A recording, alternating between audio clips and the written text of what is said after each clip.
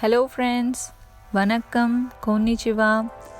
இன்றைக்கி Japanese sweet dish ஒன்று பார்க்க போகிறோம். அது பேர் டைகக்கு ஈமோ. சக்கரவள்ளி கிழங்கு வச்சு பண்ண போகிறோம். அதுக்கு தேவை சக்கரவள்ளி கிழங்கு, எண்ணெய், தண்ணி, கொஞ்சம் எள்ளு வறுத்தது. அது எப்படி செய்யணுன்றதை பார்க்கலாம். ஃபர்ஸ்ட்டு ஸ்டெப், சக்கரவள்ளி கிழங்கு நல்லா கழுவிட்டு அது தோலோடு சின்ன சின்ன பீஸாக கட் பண்ணிக்கோங்க. சின்னதாக கட் பண்ணிட்டிங்கன்னா நமக்கு சீக்கிரமாக ரெடி ஆகிடும். அப்புறம் அப்பளம் போடுற அளவுக்கு எண்ணெய், நீங்கள் எந்த எண்ணெய் யூஸ் பண்ணுறீங்க வீட்டில் அந்த எண்ணெயை சூடு பண்ணிவிட்டு இந்த சின்னதாக நறுக்கின சக்கரவள்ளி கிழங்கு போட்டு கொஞ்ச நேரம் அப்படியே வறுத்துட்ருக்கலாம்.